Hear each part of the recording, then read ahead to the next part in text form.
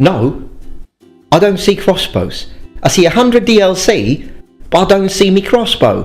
Where is me crossbow? I'll show you me crossbow.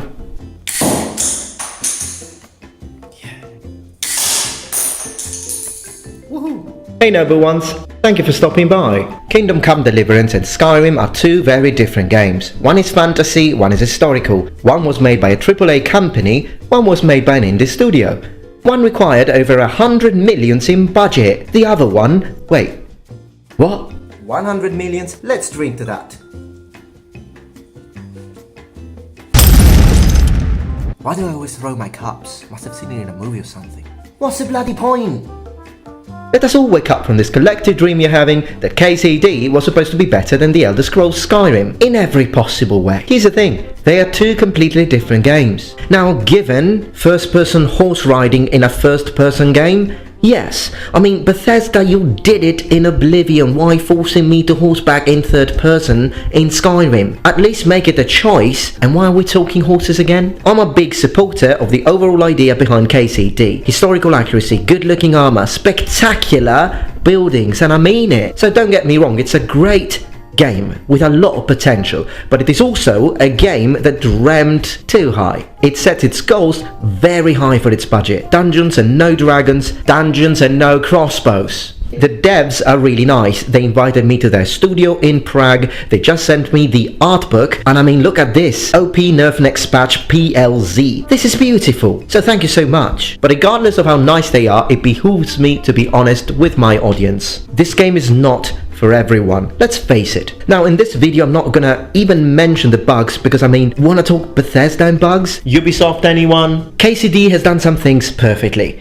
I think this game has the best nature I've ever seen, hands down. I've never seen better looking woods in my life. And before people go spastic on their keyboards saying how awful the graphics looks because I'm recording on my PS4 compared to the PC and blah blah blah blah blah blah blah blah blah blah blah blah blah blah blah blah. Lads, I started with this kind of woods. Spoiler alert, these are trees. Plot twist. Oblivion was already good looking back then in terms of the nature. Skyrim, well, it certainly has much better texture than Oblivion, of course, but maybe it's the overall, I don't know, lack of color of the vanilla version. Maybe it's the fact it kind of looked a bit too Fallout-ish, but the nature never really amazed me, even when it came out. And it's clearly pointless to compare it to KCD because I mean there is an 8 years difference in technology. Clearly, if you mod it, I mean when you mod it, you can give the Yellowstone Park a run for their money. But if you are like me and play on PS4 because your PC graphic card just died, and with the built-in card you can't even mod the highly mineralized chitin exoskeleton of a crab, then yes, you are stuck with that.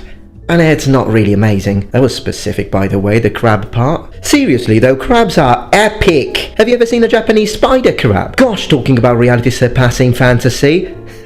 What on green, blue, purple planet Earth is that? Seriously though, crabs are epic. But enough about that, the combat is the center of all this. It's where you either love the game or you hate it. People who talk positively about it say it's complex, but once you get into it and you learn it, you actually really enjoy it. Those who speak against it say it's stiff and woody, so who's right? Well, here's my opinion. The combat is an acquired taste. It has a learning curve, and a steep one at that. It can be satisfying if you practice HEMA, but it is stiff, and it always will be. It sometimes gives you the impression that you push buttons but the character doesn't do anything. It can be frustrating. To make sure you translate your intentions into Henry's doing something with his life, you gotta spot that green shield mate and block right then. In other words, if you wanna win, don't blink. Although I'd like to say something nice about it as well, because it is important that we understand things how they are. This is the combat system of the 100 millions budget game.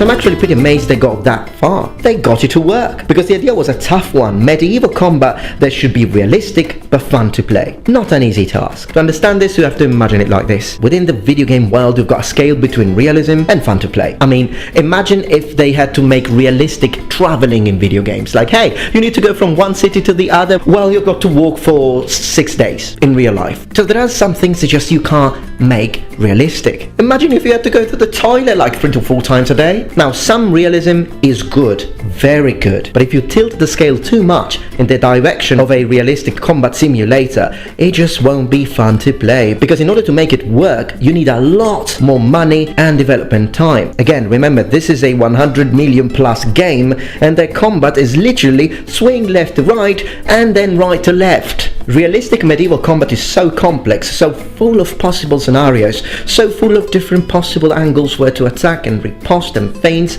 and this and that and guard positions and grappling and distance and time management and edge alignment and combos. Sorry, I needed to breathe. Again, I'm amazed they got that far. Now, if you really want to know how close they got to the real medieval guards and combat, then you should definitely check out this video, which compares HEMA guards with KCD, made by Federico Malagutti, a hidden gem. Check this video, link in the description below. Now, to all of that, let's add the fact that they chose first-person view, and that's when shit hits the fan. I just love this expression. I mean, can you imagine actually happening? The fan.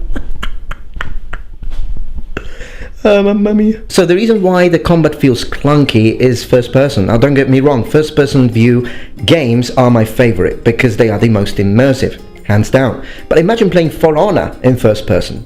Like, you just keep the combat as it is, just play it in first person. Good luck with that. See where I'm going? Self-destruct in 3, 2, 1. For Honor is the game that really did it in terms of the combat. It's fun, super fluid, and it has just that little tiny bit of historical combat brushed over it with the guard positions and switching of the guards that makes it just right. Skyrim is too simple.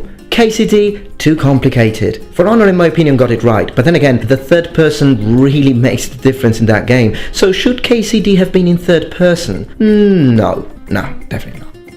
No. I think the first person is the best option for an immersive RPG experience. After all, For Honor is not an RPG. But first person view has its limitations, and it is important to understand them. The only way to get around those limitations is VR. You want to have a perfect first person combat system that doesn't feel clunky but still is super complex? VR and hand controllers. Like me playing Fruit Ninja while being hated by my neighbors, probably destroying their mental sanity. Seriously, you should have seen my neighbors watching me play Skyrim from their window with the Kinect on Xbox 360 actually saying the two hums, like Fus Roda, Fus Roda. They probably thought I was a devil worshipper trying to summon Satan. Did they just call the police on me? I'm not hating on neither of these games. Skyrim took away a big chunk of my life I'll never get back. Nor do I want it back. I finished it twice, no but once. Twice. But I haven't finished KCD. So why? But KCD is a fun experience to play. On one of those days where I feel like fighting the undead or dragons is not really what I want. It's for those days where you feel like reenacting a medieval bohemian guy. But that's it. That's what it is. It's an experience for those who love history. So can I recommend this game to all gamers? No. Will people who love Skyrim and the Elder Scrolls in general also love KCD automatically? Well, unless they happen to also be history buffs, probably not. Because you see, here is another major difference between these two games. In Skyrim, you are a god. You can take on the entire world. You are the slayer of dragons and anything that moves or breathes or dares to cross your path. Deers included. But in KCD, yes, you can get pretty good at it, and you will eventually own very expensive armor, but if it's 3 versus you are dead. And some people don't like that. Again, if you're a history lover and a reenactor, get it. I myself enjoy spending hours roaming around the towns, discovering the wooden texture on the doors, looking at the windows. I mean, look at that glass. Am I the only one who really loves that? Like, look at the glass, you can see the building, but okay, I'll stop. Why do I like that so much? Do I need professional help? Although technical difficulties aside, there are also a few choices that got me a bit mad. So I think I'd like to say them, because I think the developers actually do watch my content, so please, pretty please get me my crossbows.